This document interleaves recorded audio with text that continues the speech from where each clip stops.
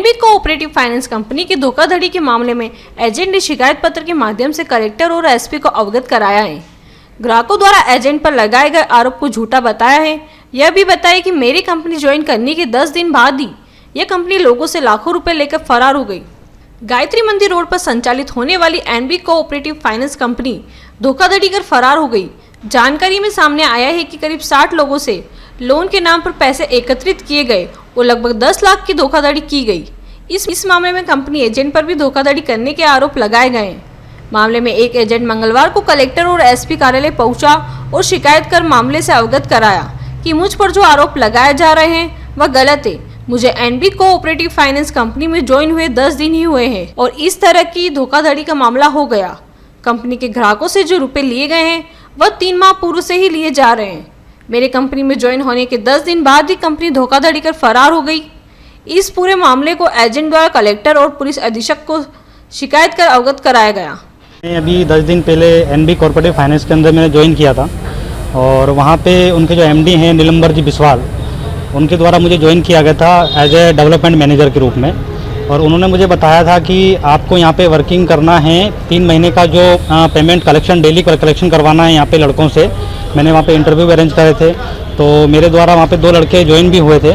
पर क्या है कि वहाँ पे 3 महीने कलेक्शन का काम था, 3 महीने कलेक्शन डेली कंटिन्यू करना था। उसके बाद में इन लोगों ने बोला था कि मैं 3 महीने के बाद में सभी को लोन अप्रूव करूँगा।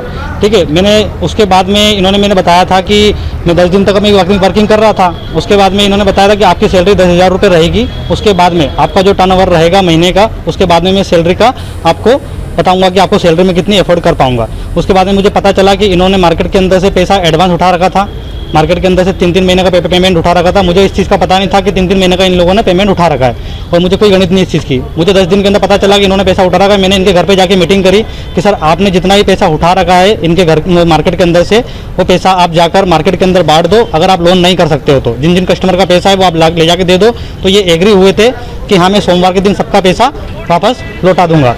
उसके बाद में इन लोगों ने मेरे पास में 14 तारीख के दिन नीलम्बर जी मेरे पास में आए हैं और उसके बाद में ये 15 को मेरे से 15 को मिले हैं। ये 15 को मिलने के बाद में ये 16 तारीख से गायब हो गए हैं।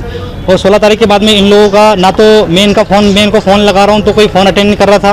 नीलम्बर जी फ़ोन अटेंड नहीं कर रहे हैं। उनकी मैडम को मैंने फ़ोन लगाया तो उनकी मैडम भी फ़ोन एक बार अटेंड किया 17 तारीख के दिन इन लोगों ने, और मुझे बताया कि मैं 1 घंटे में आ रही हूँ। उसके बाद में इनका फ़ोन उठाना बंद कर दिया। फिर दोबारा से जब मैंने फ़ोन किया तो कोई तीसरा आदमी उठा के फ़ोन बोलता है कि मैं कंपनी का एडवाइजर बात कर रहा हूँ। किस प्रकार से आप? इन लोगों ने ऑफिशियल डायरेक्टरी यहीं लगाया था और इनका हेड ऑफिस बताया था इन्होंने इनके घर का, जो बालाजी धाम के अंदर है।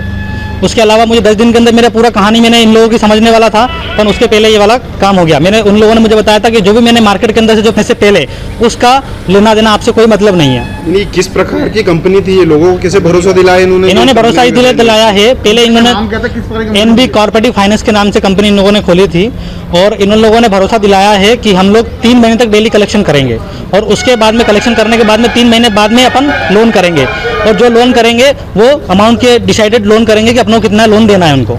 अभी तक कितने लोगों से पैसे ले चुके हैं, मात्रा में कितने लाखों में? नहीं, मेरे ज्वाइन होने से पहले तो अभी तक मेरे पास में कोई इन लोगों ने पैसा नहीं लिया है। इन लोगों ने 3 महीने से पहले, मेरे ज्वाइन होने के पहले इन लोगों ने पैसा लिया था। वो मुझे अंदाजा नहीं है कितना पैसा, लगभग मान के चलो तो एक मेरा जो एजेंट है उसका पैसा है कुछ 3.25 लाख रुपए। मतलब मैंने उसको नहीं बनाया एजेंट, वो सर के द्वारा ही बना था एजेंट। और सर की और उस एजेंट की बात हुई थी कि भैया मेरे एजेंट के और मेरे थ्रू जो भी बात हुई है वो पहले हो जाएगी। कितने ऐसे लोग हैं जो ठगे जा चुके हैं इस कंपनी से? अब सर ये इसका मुझे पता नहीं है कि कितने लोग हैं ऐसे। बाकी मैंने जो अनुमान मानो तो ज़्यादा से ज़्यादा 4.25 लाख रुपए इनका है तो करीबन 7-8 लोग होंगे।